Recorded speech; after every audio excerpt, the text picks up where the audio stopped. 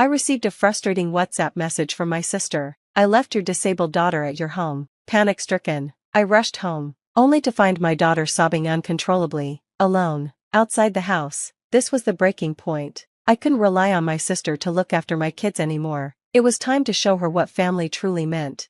My name is Amanda. I'm 43 years old and have a passion for baking. Ever since I was a kid, I've loved experimenting in the kitchen. You'd think I'd be a master by now, right? And, well, not to brag, but I am, mostly. Except for chiffon cakes. My kids love to tease me about those.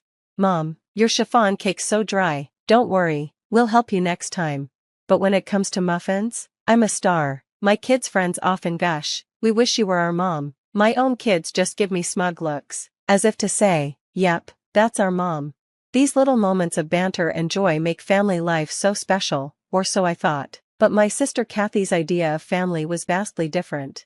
This story begins a few years ago, during spring vacation, when my family visited my parents' home. We were casually watching TV when Kathy blurted out, "Lately, there are so many kids with developmental disabilities. I wonder why." Her comment was as out of place as it was jarring. The TV wasn't even discussing disabilities. Everyone, including my mom and husband, turned to her, puzzled. "What's with the sudden comment?" I asked. "A colleague's child was recently diagnosed with a developmental disability," she replied. "Apparently, kids who are restless or struggle academically might fall into that category. I don't know much about it, but honestly, I think Sarah might have one too." I was stunned. Sarah is Kathy's daughter, my niece. She'd always seemed like a perfectly normal child to me. "Why would you think that?" I asked, trying to stay calm. "Well, compared to Ken, she's not as smart. Her language skills are underdeveloped. It's like she has a poor memory or something," Kathy insisted. Mom, my husband, and I exchanged uneasy glances. None of us were experts on developmental disabilities, but nothing about Sarah had ever struck us as unusual. Kathy, however, seemed fixated. "You just don't get it, Amanda," she said, frustrated. "I've been researching developmental disabilities. I know what I'm talking about." At the time, we brushed it off, assuming Kathy would consult a doctor if she was truly concerned, but by the time summer rolled around, her tone had shifted alarmingly. "I knew it. Sarah does have a developmental disability," Kathy declared during another family gathering. Her voice carried an unsettling note of triumph, as though she'd just solved a mystery. "Did you take her to a doctor?" Mom asked, concerned. "No, I didn't need to. I have proof," Kathy said smugly. "Proof?" Mom frowned. "Stop talking like she's some kind of criminal." But Kathy pressed on. "Sarah starts elementary school next year, and she still can't write the alphabet. She's in kindergarten, that's perfectly normal," I said. "Even my daughter, who's already in school, struggles with some letters." "Well, that's because your daughter takes after you," Kathy shot back, a smug smile on her face. Her husband Tim chimed in. "Maybe your daughter has a developmental disability too. Like mother, like daughter." Anger flared in me, but I held it back. "Kids develop at their own pace. There's no need to rush," I said firmly. But Kathy wouldn't hear it. "Ken could write the alphabet ages ago," she insisted, comparing Sarah to her older brother, who'd always been exceptionally bright. "Ken is 3 years older," I pointed out. "It's unfair to compare them." Tim scoffed. "Well, from a medical perspective, Sarah clearly has a developmental disability." I stared at him, dumbfounded. "Medical perspective? Tim, you're not a doctor." It was clear Kathy and Tim had convinced themselves that Sarah was deficient simply because she wasn't meeting the impossibly high standards they'd set for Ken. It wasn't just frustrating, it was heartbreaking. "I always say my siblings graduated from a national university, so I'm smart." Tim's words still echoed in my mind. As ridiculous as they were, he often boasted about his intelligence, using his siblings' accomplishments as if they were his own. For the record, Tim himself graduated from a private university, and not even by choice. He had failed the National University entrance exam after ignoring his teacher's advice not to take it. Now, he manages a supermarket, yet insists he's just as brilliant as his siblings. If you're thinking, what is he even talking about? You're not alone. I later learned that Tim was something of an outcast within his own family, which perhaps explained his need to constantly prove himself. But his behavior didn't just stop at self-aggrandizement, it extended into how he and Kathy treated their daughter, Sarah. One day, my husband Mike cautiously suggested, maybe a professional should evaluate Sarah. It could help clear things up. "Oh, I've already consulted professionals," Kathy replied quickly. For a moment, silence fell, and a collective question mark seemed to hang in the air. What do you mean by professionals? Mike asked. Well, I've watched health programs on TV, Kathy said matter-of-factly. Their observations matched Sarah's symptoms exactly, so it must be accurate. We all sighed in exasperation. Tim chimed in, backing Kathy up. Yes, those specials are very informative. A colleague of mine saw one, took their child to the doctor, and the diagnosis matched perfectly. It's serious stuff. Mom finally had enough. TV is just TV. Stop using it as your source for medical advice. If you're truly worried, take Sarah to a real doctor. Stay out of our parenting, Kathy snapped, her voice sharp. You're all so ignorant.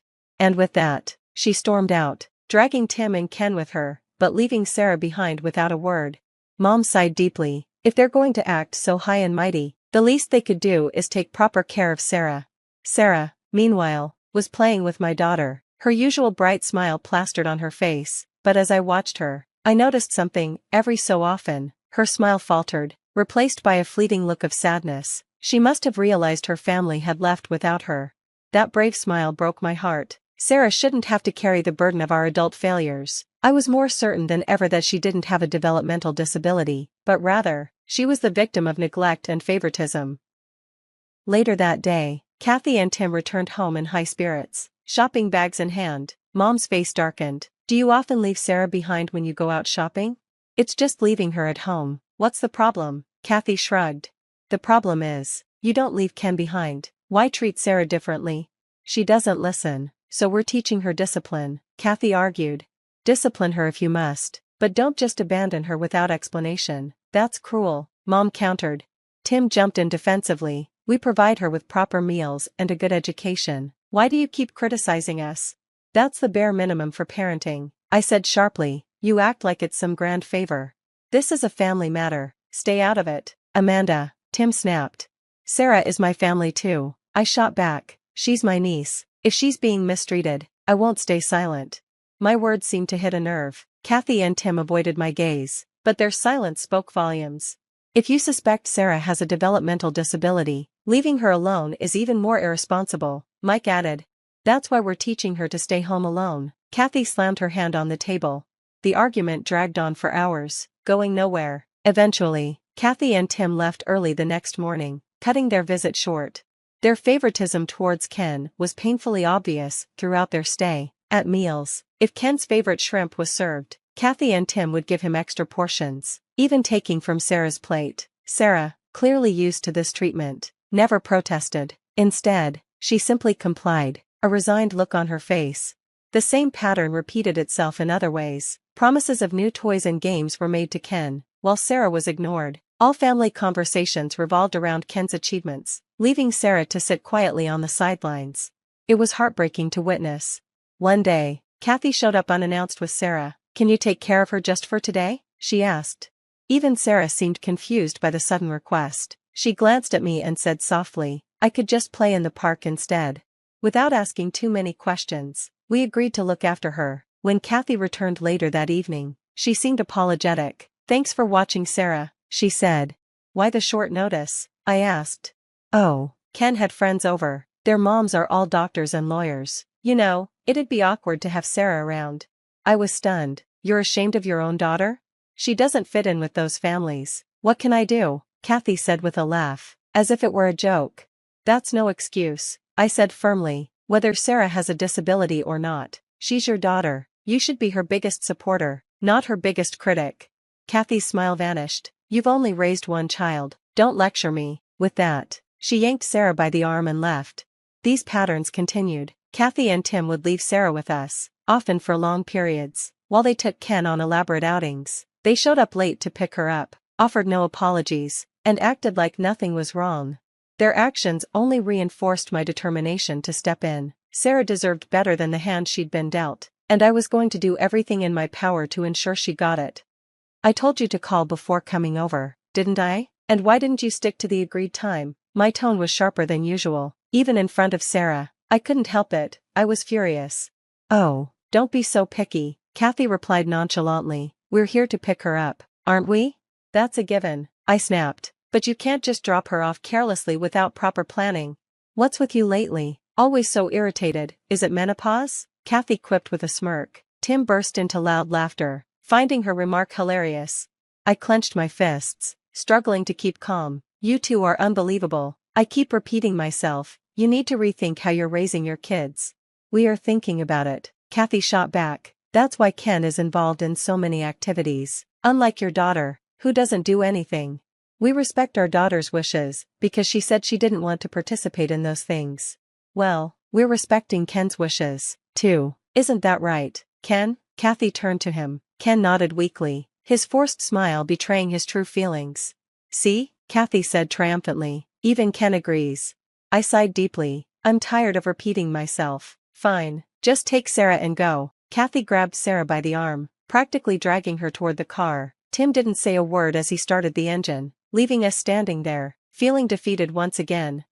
The next day, I was out shopping when I received a text from Kathy. Hey Amanda, you love Sarah, right? Confused, I replied, of course I do. She's my niece. Why are you asking this? Her response left me stunned. Great. Perfect. Consider her your daughter now. I left her at your doorstep. I didn't see anyone home, so you should hurry back. She might be crying alone. I froze in the middle of the store, rereading her message in disbelief. Was this some kind of joke? I called her immediately, but her phone was off. Panic set in. I abandoned my cart and rushed home.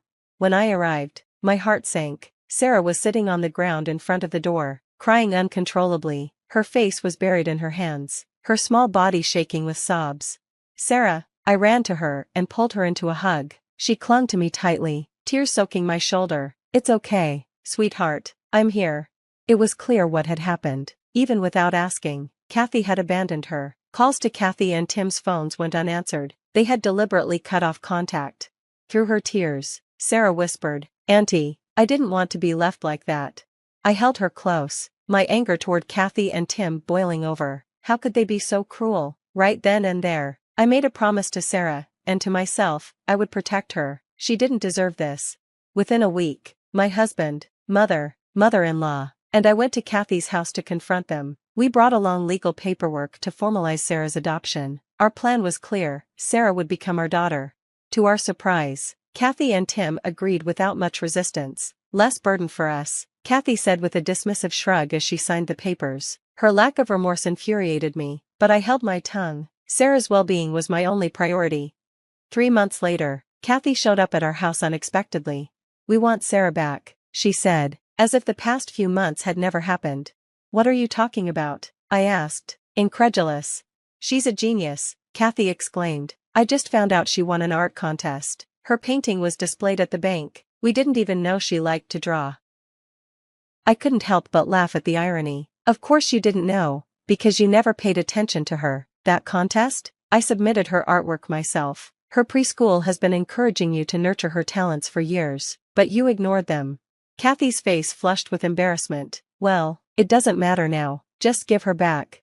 I shook my head. It's not that simple. The adoption is finalized. Sarah is our daughter now, but if she wants to go back to you, I won't stop her. She'll choose me, Kathy said smugly. Watch. I called Sarah into the room. When she saw Kathy, she hesitated, then clung to me. Mama, she said softly, a name she'd started using to combine mom and auntie. Kathy reached for her, but Ken stepped in front of his mother protectively. Ken, what are you doing here? Don't you have lessons? Kathy demanded. Ken's voice trembled as he replied, I don't want to go to lessons anymore. I hate them. I hate everything you make me do. Kathy tried to scold him, but I stopped her. Don't you get it? Your children don't want what you're forcing on them. You've been so focused on appearances and achievements that you've completely ignored their happiness. Kathy stood there, speechless. Just go home, I said firmly. You've lost the right to call yourself their mother. In the years that followed, our family dynamic flourished. Sarah, Ken, and our daughter grew close, forming a bond stronger than I could have imagined. Ken moved in with my mother, and Sarah thrived in our home, pursuing her passion for art. Though the road was challenging, it was worth every step. Our two-family household was filled with love, laughter, and the joy of watching the kids grow into their unique talents. Kathy and Tim, meanwhile, drifted into isolation, burdened by the consequences of their selfishness. Our lives weren't perfect, but they were rich with the one thing that mattered most, family.